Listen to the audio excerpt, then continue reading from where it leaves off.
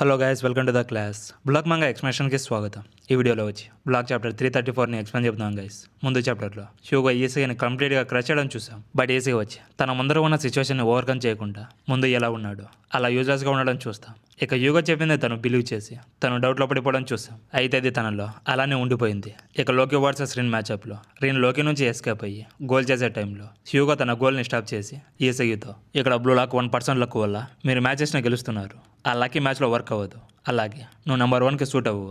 ఎందుకంటే నువ్వు నెంబర్ 1 అయి ఉంటే లోకిలాగా ఈ ప్రెజర్లో కూడా ఎంజాయ్ చేస్తూ మ్యాచ్ని ఆడేవాడివి. నువ్వు నెంబర్ 1 కన్నా నెంబర్ 2కి బాగా సూట్ అవుతావు. నువ్వు మిడ్ఫీల్డర్ పొజిషన్లో ఆడితే బ్లూ లాక్ ఇంకా స్ట్రాంగ్ అవుతుంది. లేదు కాదు, నెంబర్ 1 స్ట్రైకర్నే చేస్తా అంటే బ్లూ లాక్ ఈ మ్యాచ్లో డాష్ అవ్వడం పక్కా అని చెప్తాడు. ఇక మ్యాచ్ని కార్నర్ కిక్తో రీస్టార్ట్ చేసి ఫ్రాన్స్కి జపాన్కి మధ్య గ్యాప్ని పూర్తి చేయడానికి ట్రై చేస్తుంది. ఆ ప్రాసెస్లో డిఫరెంట్ ప్లేయర్స్ షైన్ అవ్వడానికి ఛాన్సెస్ దొరుకుతాయి.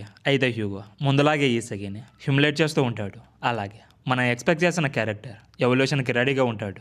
ఇలా ఈ డీటెయిల్స్ అన్నింటినీ ఈ వీడియోని లాస్ట్ వరకు చూస్తే తెలుసుకోండి గైస్. బట్ వీడియోని ఎక్స్ప్లెయిన్ చేసే ముందు నా వీడియోని లాస్ట్ వరకు చూసి నచ్చితే లైక్ చేసి మా ఛానల్ని సబ్స్క్రైబ్ చేసుకోండి గైస్. బట్ వీడియో నచ్చలేదంటే ఏం నచ్చిందో ఏం నచ్చలేదో కామెంట్లో చెప్పండి. నెక్స్ట్ టైం బెటర్గా చెప్పడానికి ట్రై చేస్తా. ఇక లేట్ చేయకుండా వీడియోని స్టార్ట్ చేద్దాం. ఇక ఫస్ట్ పేజ్లో చూసుకుంటే లాస్ట్ చాప్టర్ ఎక్కడ ఎండ్ అయిపోయిందో అక్కడ నుంచి ఈ చాప్టర్ అనేది స్టార్ట్ అవుతుంది. ఇక బాజరా కార్నర్ కిక్తో గేమ్ని రీస్టార్ట్ చేయడానికి రెడీగా ఉంటాడు. ఇక ఈజీగా స్టాండ్ అయిపోయి హ్యూగోని చాలా కోపంగా చూస్తూ ఉంటాడు. అప్పుడు హ్యూగో ఈసీతో నువ్వు వరల్డ్స్లోనే బెస్ట్ స్ట్రైకర్ అవడానికి ట్రై చేస్తూనే ఉంటే బ్లూ లాక్ ఇప్పుడే డాష్ అయిపోతుందని లాస్ట్ చాప్టర్లో చెప్పింది మళ్ళీ రిపీట్ చేస్తాడు. ఇక బాజ్రా కార్నర్ బాల్ని కిక్ చేస్తూ ఉంటాడు. అప్పుడు సేమ్ టైంలో ఈసీ తన మెటావిజన్ని యాక్టివేట్ చేస్తాడు. నైజీరియా గేమ్లో వీళ్ళ ఇద్దరు కలిసి వర్క్ చేయడం చూసాం. మళ్ళీ వీళ్ళ డియోని ఇప్పుడు చూస్తున్నాం. ఇక ఈసీ హ్యూగోని షటప్ అని అంటాడు. బట్ బాజ్రా హ్యూగోతో బ్లూ లాక్ని స్టాప్ చేయాలని నిజంగానే అనుకుంటున్నామని అడుగుతాడు. ఇంకో పక్క ఆర్యు ఫ్రాన్స్ టీంలోనే డిఫెండర్ని ముందుకు వెళ్లకుండా బ్లాక్ చేస్తాడు. అలాగే లోకి రినీని బ్లాక్ చేసి ఉంటాడు. ఇక నెక్స్ట్ ప్యాన్లో బాజ్రా స్మైల్ చేస్తూ దమ్ముంటే వచ్చి బ్లూ లాక్ని స్టాప్ చేయరా చూద్దామని హ్యూగోని ఛాలెంజ్ చేస్తాడు. బట్ ముందు కూడా ఇలానే ఏదో పీకేస్తా చించేస్తా అని బాజ్రా ఛాలెంజ్ చేస్తాడు. బట్ ఏమీ చేయలేకపోయాడు. కానీ ఈసారి మాత్రం బాజ్రా సైడ్లోకి పాస్ చేస్తాడు. అయితే చార్లెస్ బాజ్రా సైడ్ పాస్ చేయడం చూసి సర్ప్రైజ్ అయిపోతాడు. ఇక హ్యూగో ఎప్పుడోలాగే సీరియస్గా బ్లాక్ గేమ్ని చూస్తూ ఉంటాడు. అయితే ఇంకా సర్ప్రైజింగ్ విషయం ఏంటంటే ఇలాంటి సిచ్యువేషన్లో కూడా ఫ్రాన్స్ గోల్ కీపర్ చాలా కామ్గా ఉన్నాడు. అలాగే అది జస్ట్ నార్మల్ క్రాస్ పాస్ కాదు, అదొక షార్ట్ కార్నర్ అని చెప్తాడు. అయితే బ్లూ లాక్లో గగమరు కాకుండా గోల్ కీపర్ మాట్లాడడం ఫస్ట్ టైం చూస్తున్నాం. ఇక ఆ పాస్ని వచ్చి హ్యూరీ తీసుకుంటాడు. అప్పుడు బాజ్రా దొంగలాగా సైలెంట్గా హ్యూరీ వెనక్కి వస్తాడు. అప్పుడు హ్యూరీ బాజ్రాతో సిగ్నల్ ప్లే కోసం రన్ చేయని చెప్తాడు. ఇక రిన్ లోకి నుంచి ఈసీకి ఫ్రాన్స్ డిఫెండర్ నుంచి ఎస్కేప్ అవడానికి ట్రై చేస్తూ ఉంటారు. అలాగే ఫ్రాన్స్ గోల్ కీపర్ వాళ్ళు ఏదో కొత్తగా ట్రై చేస్తున్నట్టు ఉన్నారు. మీరు మీకు ఇచ్చిన టార్గెటెడ్ ప్లేయర్స్ని మార్క్ చేసి బ్లాక్ని తొందరగా స్టాప్ చేయండి అని గొంతు పోయేలారుస్తాడు. దాంతో లోకి రిన్ని వదిలేసి తన లైట్నింగ్ స్పీడ్తో హ్యూరీ వైపు వెళ్తూ ఉంటాడు. బట్ హ్యూరీ ఆ బాల్ని క్లిక్ చేస్తూ ఉంటాడు. అయితే హ్యూరీ ఆ బాల్ని కిక్ చేయకుండా సడన్గా ఫెయింట్ చేసి నువ్వు కొంచెం లేట్గా వచ్చావని చెప్తాడు. ముందు రిన్ డిఫీట్ చేశాడు, ఇప్పుడేమో హ్యూరీ డిఫీట్ చేశాడు. ఇక్కడ లోకికి స్పీడ్ తప్ప ఇంకేం రాదనుకుంటా. తను మ్యాచ్ స్టార్ట్ అయినప్పటి నుంచి రన్నింగ్ చేయడం తప్ప ఏమీ చేయలేదు. అయితే మ్యాచ్ స్టార్ట్ అయ్యి ఓన్లీ 5 చాప్టర్స్ మాత్రమే అయింది కాబట్టి అంత తొందరగా చెప్పలేం. లేదంటే లోకి హ్యూగోకి బాల్ని తను చెప్పేంత వరకు టచ్ చేయనని ఒకవేళ ప్రామిస్ చేశాడేమో. మనకి ఇదేం తెలియదు కాబట్టి అంత తొందరగా ఏం చెప్పలేం. ఇక హ్యూరీ క్రాస్ రబోనో పాస్తో లోకిని దాటుకొని వెళ్ళిన బాజ్రాకి పాస్ చేస్తాడు. అది గోల్ కీపర్ చూసి షాక్ అయిపోయి మళ్ళీ బాల్ని బాజ్రా తీసుకున్నాడా. తను రైట్లోకి ఎలా వచ్చాడు? తను షాట్కి దగ్గరలో ఉన్నాడు. బట్ బాజ్రాని నేను గోల్ చేయకుండా స్టాప్ చేస్తానని చెప్తాడు. బట్ బాజ్రా డెసిషన్ని తీసుకొని నేను ఇంత కూల్గా ఎప్పుడైపోయా అని దూరంలో ఉన్న స్పేస్లోకి బాల్ని పాస్ చేస్తాడు. అది ఫ్రాన్స్ డిఫెండర్. అలాగే గోల్ కీపర్ చూసి సర్ప్రైజ్ అయిపోయి తను పాస్ చేశాడా, అది కూడా గోల్ బాక్స్కి దూరంగా పాస్ చేశాడని షాక్ అయిపోతాడు. ఇక బాల్ వచ్చి రియో దగ్గరికి వెళ్తూ ఉంటుంది. ఇక అంతా బాగా జరుగుతుందన్న టైంలో హ్యూగో సడన్గా రియో దగ్గరికి వెళ్ళి ఈసీని ఎలా అయితే తన హ్యాండ్తో బ్లాక్ చేశాడో సేమ్ అలా రియోని బ్లాక్ చేసి నేను గోల్ని షూట్ చేయని కాపీ మిషన్ అని అంటాడు. ఇక్కడ హ్యూగోని చూస్తుంటే చాలా స్కేరీగా ఉన్నాడు గైస్. ముందేమో ఈసీ, ఆ తర్వాత రిన్, ఇప్పుడేమో రియో. ఇంకా ఎంతమందిని ఆపుతారా? అసలు ఇక్కడ హ్యూగో రైట్ ప్లేస్లోకి రైట్ టైంలో ఎలా వస్తున్నాడో ఏమీ అర్థమై సావట్లేదు. అయితే అది రియో చూసి తను కూడా చాలా భయపడిపోయినా కానీ రియో స్మైల్ చేసి ఆ పాస్ని తీసుకోకుండా వదిలేస్తాడు. దాంతో డైరెక్ట్గా బాల్ ఏసీ దగ్గరికి వెళ్తుంది. ఇక ఈ పాస్తో ఏసీకి అవేక్నింగ్ అవుతాడా లేకపోతే బ్రేక్ అవుతాడా అని కాసేపట్లో తెలుస్తుంది. ఇక ఏం జరుగుతుందో చూద్దాం. ఇక్కడ గోల్ కీపర్ హ్యూగో ఏసీని కంప్లీట్గా వదిలేయడం చూసి షాక్ అయిపోతాడు. అలాగే ఈసీకి హ్యూగో ప్రిడిక్ట్ చేసింది ఫస్ట్ టైం వర్క్ అవ్వలేదని స్మైల్ చేస్తూ ఇలా అంటాడు. అలాగే ఈసీకి చుట్టూ పజిల్ పీసెస్ ఫ్లయింగ్ అవుతూ ఉంటాయి. అప్పుడు ఈసీ హ్యూగోతో నువ్వు నన్ను లాజిక్తో క్రాచ్ చేస్తావని చెప్పావు కదా, you second best bastard, this goal is mine అని అంటాడు. బట్ ఇక్కడ బాజ్రా గనక రియోకి పాస్ చేయకుండా ఉంటే ఈసీకి ఛాన్స్ వచ్చేదే కాదు.